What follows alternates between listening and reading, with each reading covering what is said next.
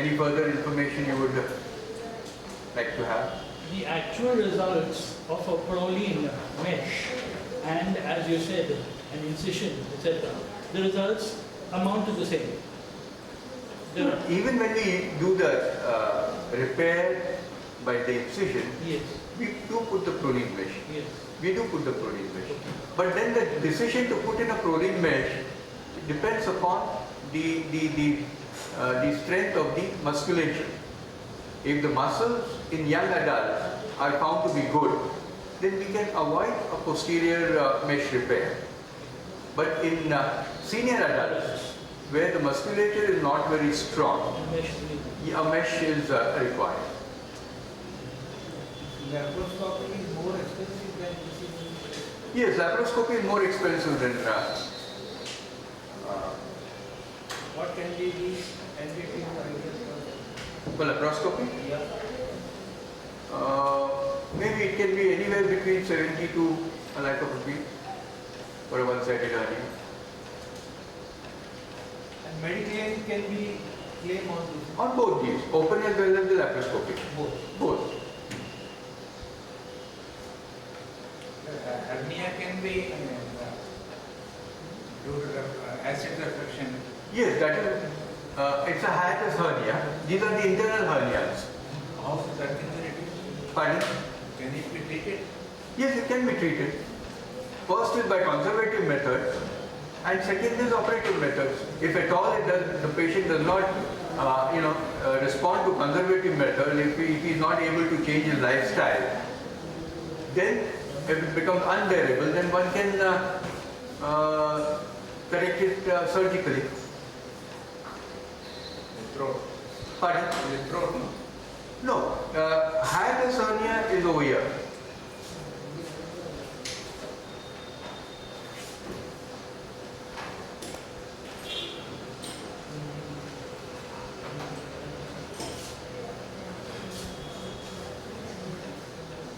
See, this is the chest.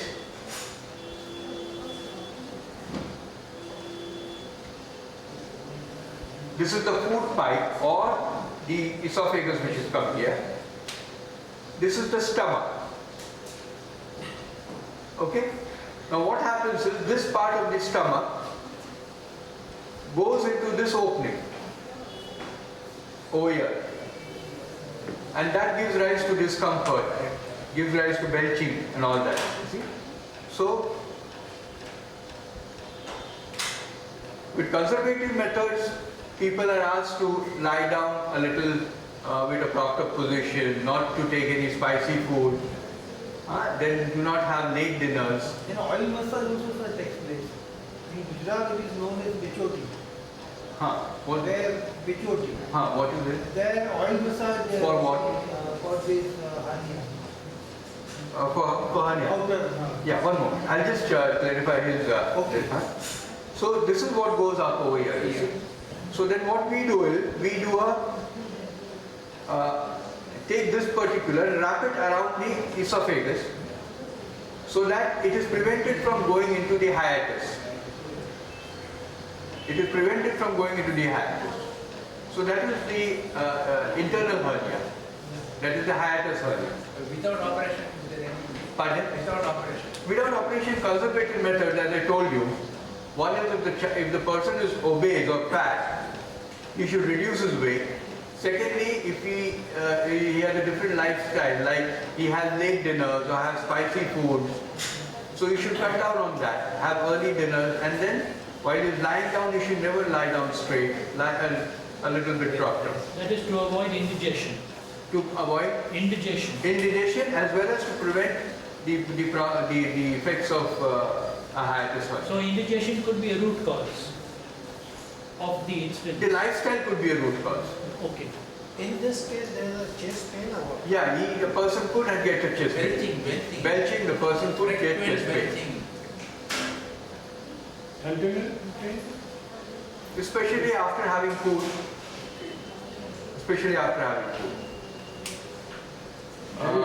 Pardon? Heavy food. Yeah, oily food. But belching in a way is a good thing because it No, it depends on what is the cause of it.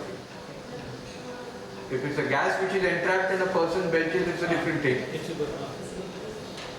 So in this case, the patient, which doctor to consult? Gastrologist or? Over here, Yeah. a surgeon. Regarding the application of ointments, see, as I told you, a hernia is reducible or it could be irreducible. If it's a reducible hernia, even if you lie down, apply some ice over there, it is going to reduce. But if it is irreducible, and on top of that, if we apply ointments and liniments and oils, it is going to aggravate and it is going to increase the swelling or the edema as we call it, and convert it from an irreducible to a obstructed hernia.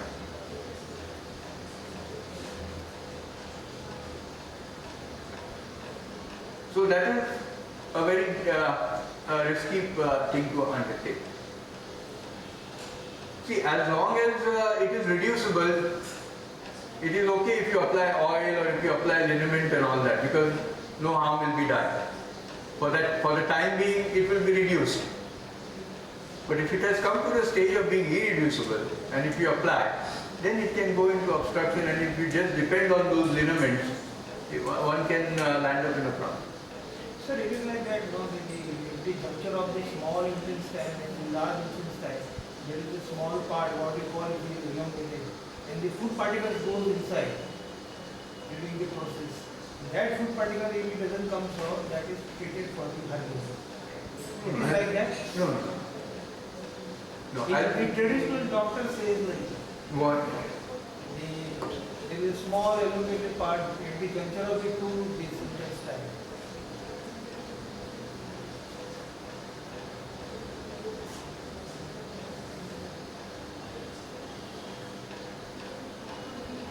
Yeah, that.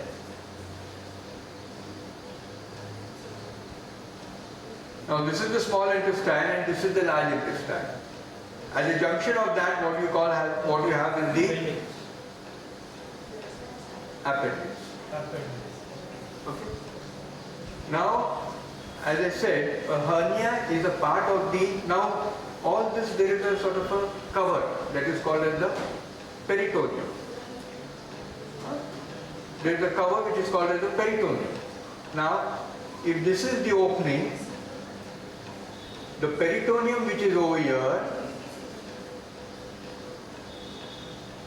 goes into the opening and forms a sac. Peritoneum which is lining the abdominal wall, it goes in and forms what we call as the sac. Now what is there within the abdomen? Within the abdomen you have the, as I told you, this is the omentum. Omentum is like it is like an apron. Omentum is like an apron. It is known as the policeman of the abdomen. The policeman in the sense, wherever there is a problem, omentum will go and guard that place.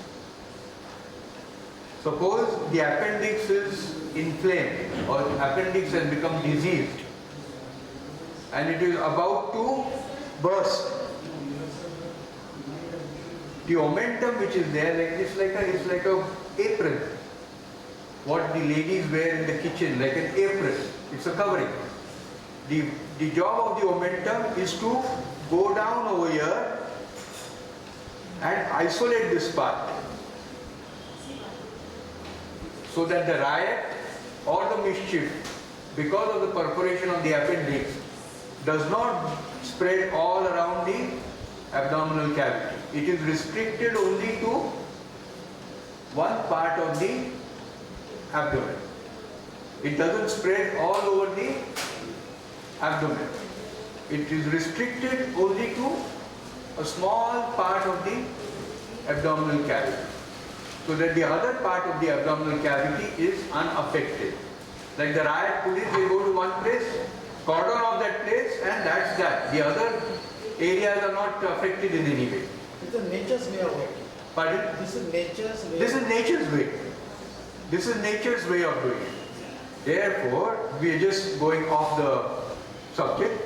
Therefore, when an appendix is inflamed and we see a person with appendicitis, not immediately, but if he is brought to us a little later, when the apron or the omentum has already started playing its role and forming a cordon or a mass around the appendix, we usually do not interfere with it. We allow the person to be treated with antibiotics, wait for 6 weeks. Wait for 6 weeks for everything to resolve and then go ahead and do an appendicectomy. Because if we try to undo what nature has been trying to do, we are afraid that we may land up in a mess. So therefore we don't touch it for the 6 weeks. If the patient comes to us within the first 24 hours, we can tackle the appendicectomy. But if he comes later, say 2 days, 3 days, by which nature has come to the conclusion that there is no interference, it is for nature to interfere, then we don't disturb the action of nature. We allow nature to play its role, and after 6 weeks we tackle the problem. So what happens when this sac is over here, because of exertion and everything, the small bowel, the omentum or the large bowel or even the appendix can get into this sac. Can get into this sac and remain there. If it is reducible, if the person lies down, the hernia will get reduced. If the person gets up again, it might come up again. If he exerts, it will again come out. If he runs, it will come out. But at the same time, if he takes rest, he will go back. But sometimes, because of this repeated going in and coming out, the things become more and more rigid. You know, if you use a certain thing for a long time, it becomes a little rigid. The elasticity is lost. And once it becomes rigid, then this particular movements do take